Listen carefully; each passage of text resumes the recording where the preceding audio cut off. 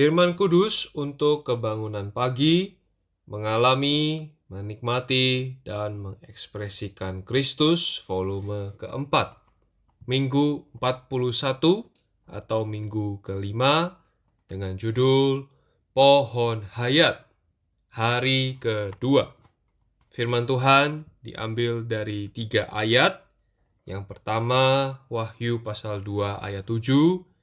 Siapa yang menang, dia akan kuberi makan dari pohon kehidupan yang ada di taman Firdaus Allah.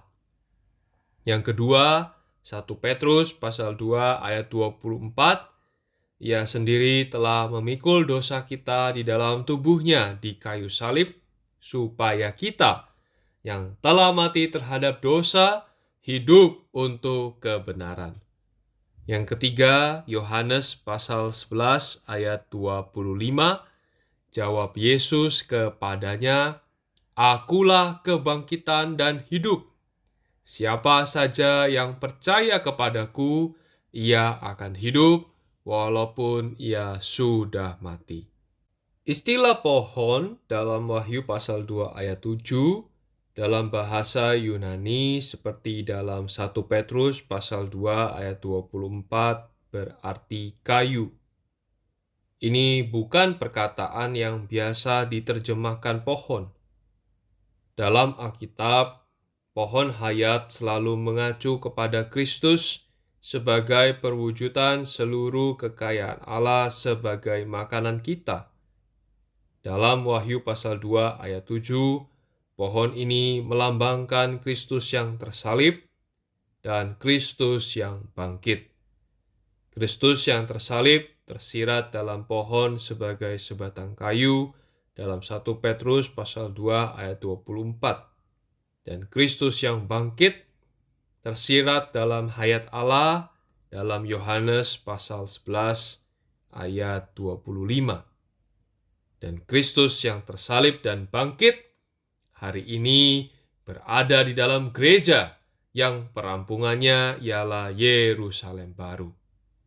Di mana di dalam Yerusalem baru, Kristus yang tersalib dan bangkit ini akan menjadi pohon hayat untuk merawat seluruh umat tebusan Allah sampai selamanya. Janji untuk pemenang dalam gereja di Efesus adalah makan dari pohon hayat. Pohon hayat ada di Taman Firdaus Allah. Taman Firdaus Allah dalam Wahyu pasal 2 ayat 7 adalah Yerusalem baru. Dan gereja hari ini ialah pencicipan Yerusalem baru tersebut. Sekarang kita sedang menikmati Kristus yang tersalib dan bangkit sebagai pohon hayat, sebagai pencicipan kita di dalam gereja pada hari ini. Kenikmatan pencicipan ini akan membimbing kita masuk ke dalam pengecapan yang penuh di dalam Yerusalem baru untuk kekekalan. Janji kepada pemenang di Efesus untuk makan pohon hayat menunjukkan bahwa mereka akan makan Kristus dalam kehidupan gereja hari ini dan makan Dia sebagai pohon hayat di dalam Yerusalem baru sampai kekekalan. Kenikmatan akan Kristus sebagai pohon hayat dalam Yerusalem baru, dalam langit baru dan bumi baru, akan menjadi bagian bersama seluruh umat tebusan Allah.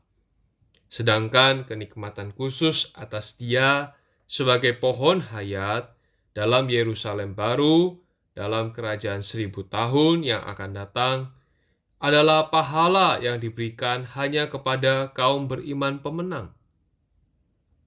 Jika hari ini kita mengalahkan segala penyimpangan dalam kemerosotan gereja dan menikmati Kristus sebagai pohon hayat dalam gereja, kelak kita akan memperoleh pahala.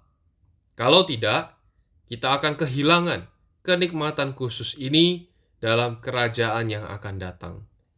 Meskipun kita masih bisa menikmati Kristus sebagai pohon hayat dalam Yerusalem baru, dalam langit baru dan bumi baru untuk kekekalan. Pohon hayat selalu membawa kita kembali kepada permulaan. tempat tidak ada yang lain selain Allah sendiri. Tidak ada pekerjaan, jerih payah, kesabaran, atau apapun kecuali diri Allah. Dalam kehidupan gereja, kita perlu berkali-kali dibawa kembali kepada permulaan ini, melupakan hal-hal lain, dan menikmati diri Allah sebagai pohon hayat. Mari kita satu di dalam doa. Tuhan Yesus, terima kasih Kau adalah Kristus yang tersalib. Kau juga adalah Kristus yang bangkit, yang hari ini tersedia menjadi makanan bagi kami di dalam kehidupan gereja.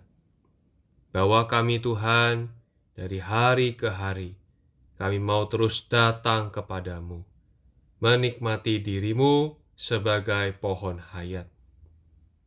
Tuhan Yesus, sehingga kami boleh memperoleh kekuatan, memperoleh suplai dan rawatan.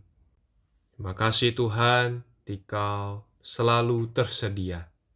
Hari ini, esok, bahkan sampai kepada kekekalan.